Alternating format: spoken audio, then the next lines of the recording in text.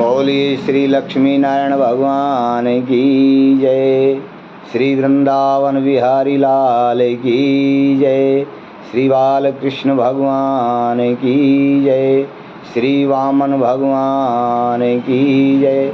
श्री सीताराम भगवान की जय। तो आइए दर्शकों, आज भाद्रपद शुक्ल पक्ष की वामन एकादशी की व्रत कथा का श्रवणपान करते हैं। भाद्रपद शुक्ल पक्ष की वामन एकादशी के वैसे तो शास्त्रों में कई नाम बताए हैं। भगवान इस दिन शेष शैया पर सोए हुए करवट बदलते हैं। करवट बदलने के कारण इसको परवर्तनी एकादशी भी कहते हैं। इसको पद्मा एकादशी के नाम से भी जाना जाता है। इस प्रकार से आइए भगवान के चरणों में तन और मन से एकाग्र भाव से समर्पित होकर के आज वामन एकादशी के व्रत की परम पवित्र कथा का श्रवणपान करके अपने जीवन को धन्य बनाते हैं। बोलिए श्री लक्ष्मी नारायण भगवान की जय। एक बार धर्मराज युधिष्ठिर भगवान श्री कृष्ण से कहने लगे कि हे प्रभु, आपने भाद्रपद कृष्ण पक्ष की एकादशी के बारे में तो बहुत कुछ सुनाया, अब हमें भाद्रपद शुक्ल पक्ष की एकादशी के बारे में बताएं, समझाएं कि इस एकादशी का जो व्रत किया जाता है, इस व्रत के दिन किस देवता की पूजा की जाती है और इस व्रत के प्रभाव से किस फल की प्राप्ति होती है और इस एकादशी का व्रत किस प्रकार से करना चाहिए, इसके व्रत की विधि क्या है, ये सब हमें विस्तार से बताएं। ये बात सुनकर के भगवान श्री कृष्ण मुस्कुराए और कहने लगे, हे राजश्रेष्ठ युधिष्ठिर, सुनो, मैं आपको वामन एकादशी के बारे में विस्तार से बताऊंगा, समझाऊंगा, सुनाऊंगा। आप एकाग्र भाव से प्रभु के चरणों में समर्पित होकर के ध्यान लगा करके सुनो। भगवान श्री कृष्ण कहने लगे कि हे राजन, एक बार देवऋषि नारद घूमते घूमते ब्रह्मलोक में ब्रह्मा जी के पास चले गए और देवऋषि नारद ने भी यही प्रश्न ब्रह्मा जी से किया कि हे ब्रह्मदेव, भाद्रपद शुक्ल पक्ष की एकादशी का क्या नाम है, क्या विधान है और इस दिन किस देवता की पूजा करनी चाहिए, ये हमें विस्तार से बताओ। तब ब्रह्मा जी ने कहा कि देवऋषि सुनो, ये उस समय की बात है जब त्रेता युग का प्रारंभ हो रहा था। सतयुग अंतिम क्षौर से गुजर रहा था और त्रेता युग का प्रादुर्भाव हो रहा था। उस समय भगवान वामन ने अवतार लिया था। तब नारद जी ने पुनः पूछा कि पिताश्री, वामन भगवान ने अवतार क्यों लिया, इसके अवतार का कारण क्या है, हमें ये भी कथा विस्तार से बताएं। तब ब्रह्मा जी ने कहा कि एक समय की बात है कि इस भूखंड के ऊपर एक बलि नाम का दानव बहुत बलशाली था, लेकिन वो भगवान का भगत था, ब्राह्मणों की सेवा करता, हर रोज यज्ञ हवन पूजा पाठ तप दान पुण्य करता रहता था। सदैव ब्राह्मणों की सेवा करता, उनका आशीर्वाद ग्रहण करता। दानव होने के बाद भी बलि सत्कर्म करता था।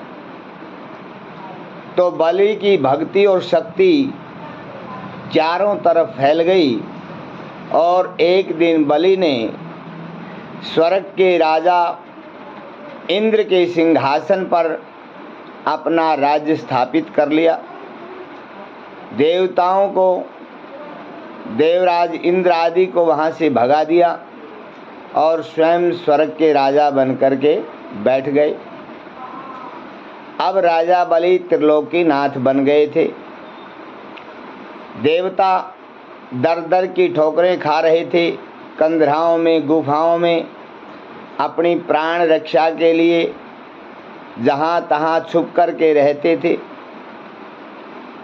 देवताओं की माँ अदिति ने एक बार अपने पति कश्यप जी से अनुनय विनय स्तुति प्रार्थना करते हुए करबद्ध प्रार्थना की कि स्वामी, आप देख रहे हैं कि मेरे पुत्र बहुत दुखी हैं, अपनी प्राण रक्षा के लिए पहाड़ों की गुफाओं में छुपते छुपाते फिर रहे हैं।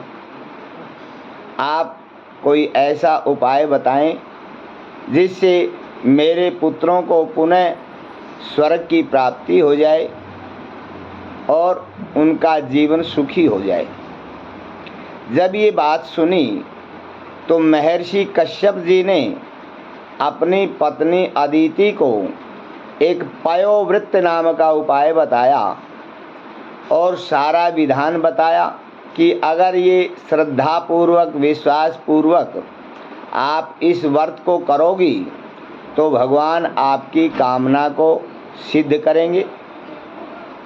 कश्यप ऋषि के कहने के अनुसार अदिति ने श्रद्धा और विश्वास पूर्वक पयोव्रत को किया। ये प्रसंग भागवत में भी हम बताते हैं। पय नाम है दूध का।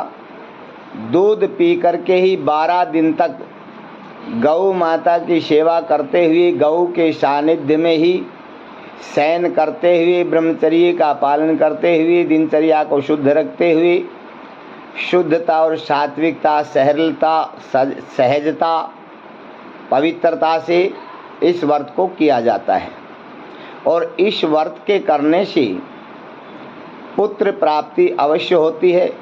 हमने हजारों बार इस व्रत को अपनाया है और बहुत माता पिता ने इस व्रत को करके पुत्र प्राप्ति की है। तो ये व्रत भागवत में बताया गया है, इस व्रत को अवश्य करना चाहिए। ये फाल्गुन शुक्ला प्रतिपदा से फाल्गुन शुक्ला द्वादशी तक किया जाता है। इस व्रत की विस्तार की मैंने दूसरी वीडियो बनाई है, आप उसमें जाकर के इस व्रत के बारे में पूर्ण विवरण को आप समझ सकते हैं। तो माँ अदिति ने इस व्रत को किया। जैसे ही व्रत पूर्ण हुआ तब ये भाद्र शुक्ला एकादशी आई।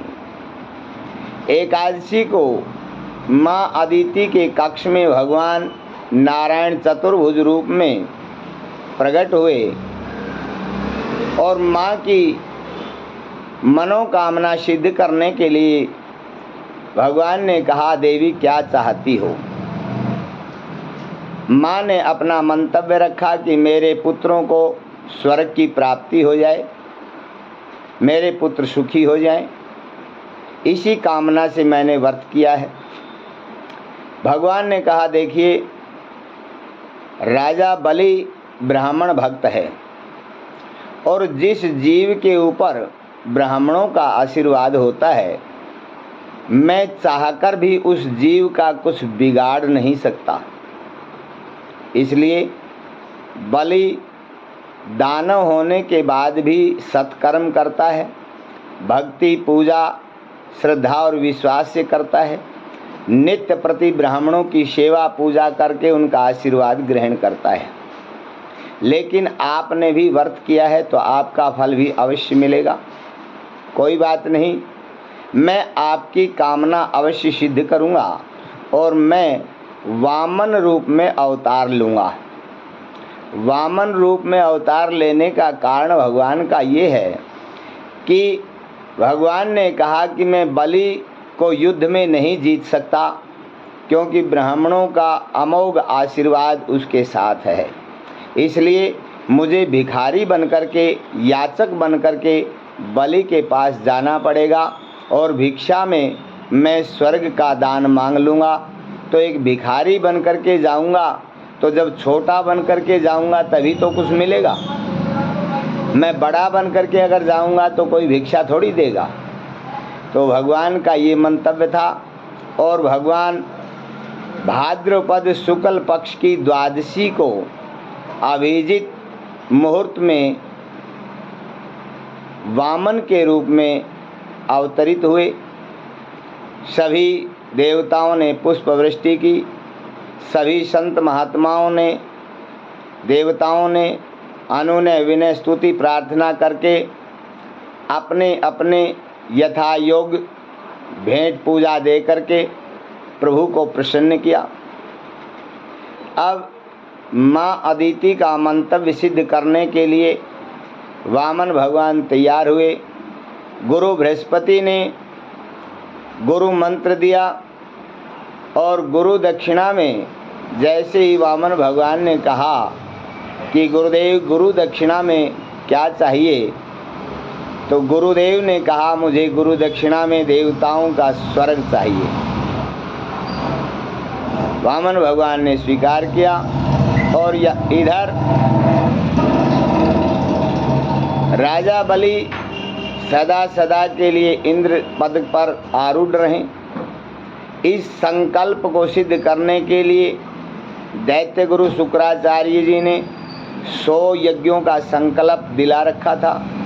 99 यज्ञ पूर्ण हो चुके थे, 100वां यज्ञ चल रहा था। अब भगवान वामन बलि के यज्ञ में गए, पहुँचे। चमकते हुए सूर्य की तरह तेजस्वी एक वटुक ब्रह्मचारी को यज्ञशाला की तरफ आते हुए दैत्यराज बलि ने देखा तो यज्ञशाला से सहसा खड़े हुए और मानो सोच रहे हों कि आज तो साक्षात सूर्य नारायण भगवान ही एक वटुक ब्रह्मचारी का रूप लेकर के मेरी यज्ञशाला में आ रहे हैं। आज तो हमारा जीवन धन्य हो गया है, शायद हमें धन्य करने के लिए ही भगवान स्वयं पधारे हों। ऐसा मन में सोच करके राजा बलि ने दौड़ करके वटुक ब्रह्मचारी के चरणों में प्रणाम किया। भगवान ने आशीर्वाद दिया।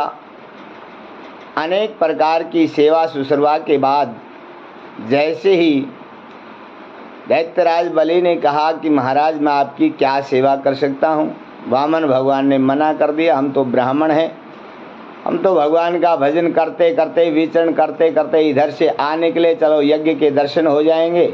यज्ञ भगवान को प्रणाम किया है, अब हम चल रहे।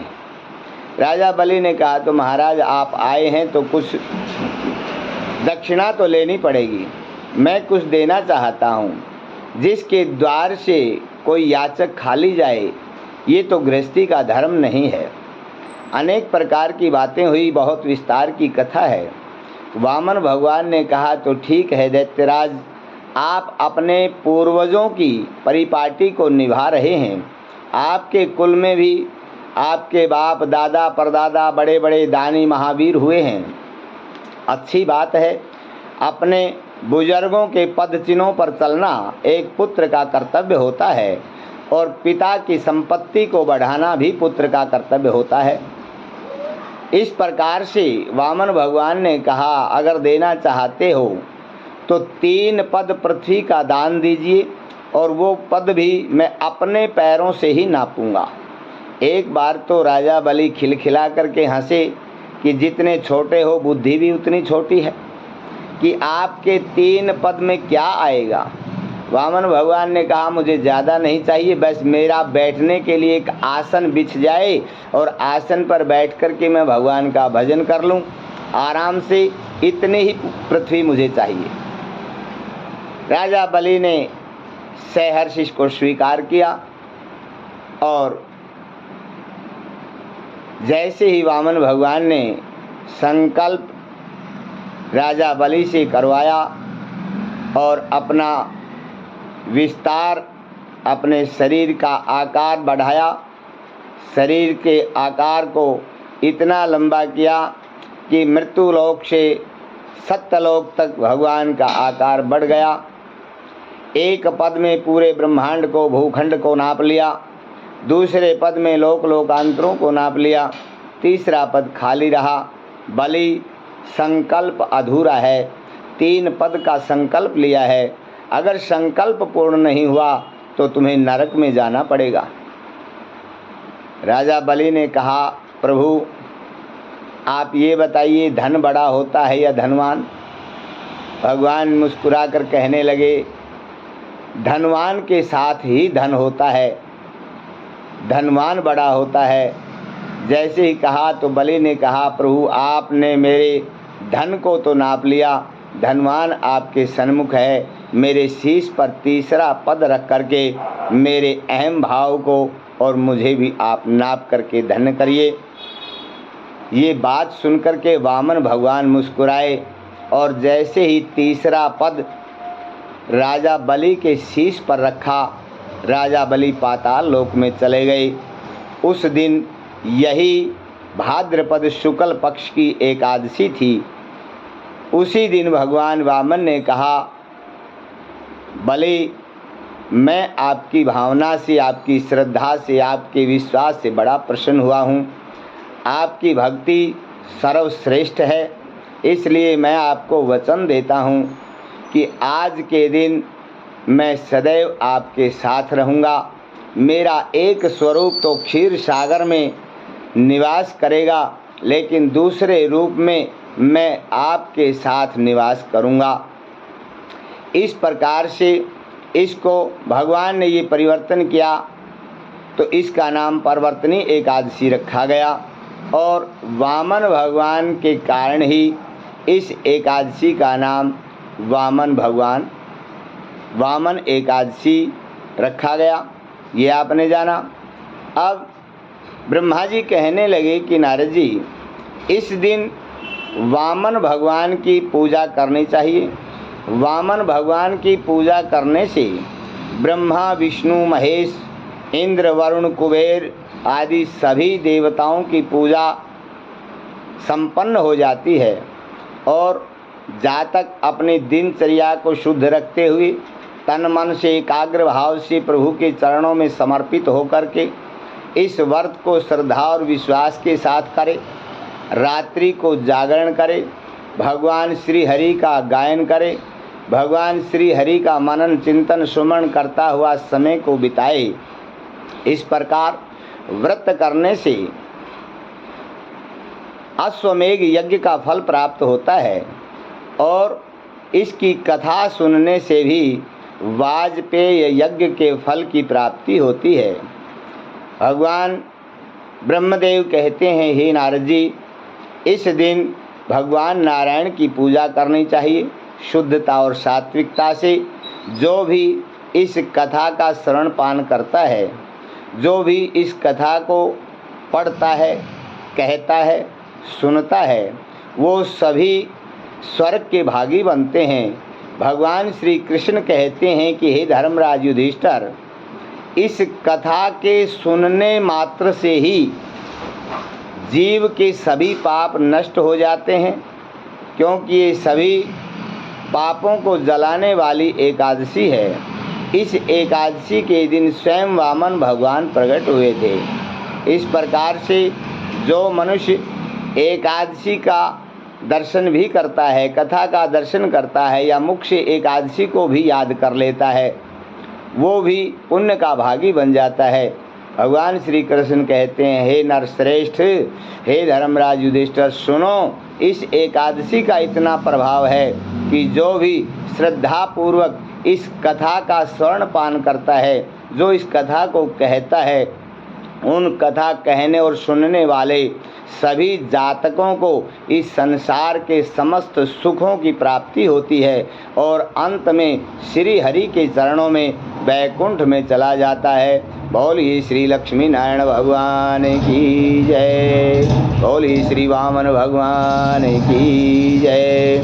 श्रीमन्नारायण नारायण नारायण श्रीमन्नारायण नारायण नारायण श्रीमन्नारायण नारायण नारायण श्रीमन्नारायण नारायण नारायण। बोलिए श्री लक्ष्मी नारायण भगवान की जय। तो आइए दर्शकों, आप हमारे नए दर्शक हैं तो हमारे चैनल को सब्सक्राइब करें, बेल आइकन को दबाएं ताकि हर रोज़ आपको नया वीडियो नए ज्ञान के साथ हर रोज़ की तिथि वार लगन मुहूर्त के बारे में जानकारी मिलती रहे। ज्योतिषीय वीडियो भी हैं, ज्योतिष का भी ज्ञान आपको मिलता रहे।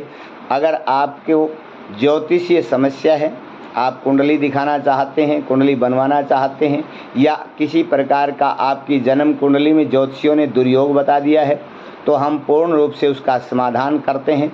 आप हमारे से संपर्क करें और अपनी समस्या का समाधान पा करके अपने जीवन को धन्य बनाएं। इसी प्रकार आप नित्य प्रति हर व्रत की कथा, हर व्रत की तिथिवार के बारे में और कोई भी पर्व है उसके बारे में, कोई भी ग्रहण आदि है उसके बारे में, कोई भी किसी प्रकार की तिथि निर्णय है उसके बारे में, श्राद्ध पक्ष के बारे में, नवरात्रों के बारे में, आदि आदि जो भी हर रोज़ की हमारी दिनचर्या जो वर्ष भर चलती है, आपको घर बैठे इसका पूरा विवरण प्राप्त होता रहेगा। तो आप हमारे चैनल को सब्सक्राइब करें, वीडियो को लाइक करें, अपने दोस्तों के साथ भी शेयर करें। आपको घर बैठे सभी आनंद इस वीडियो के माध्यम से मिलते रहेंगे और इसी बहाने हम और आप आनंद से वीडियो के माध्यम से मुलाकात भी करते रहेंगे, प्रभु का सुमरण भी होता रहेगा। तो प्रेम से बोलिए जय श्री राम, जय श्री बालाजी। बोलिए श्री लक्ष्मी नारायण भगवान की जय, श्री वामन भगवान की जय। बोलिए श्री बालाजी महाराज की जय। बोलिए सभी भक्तों की जय, भक्त और भगवान की जय।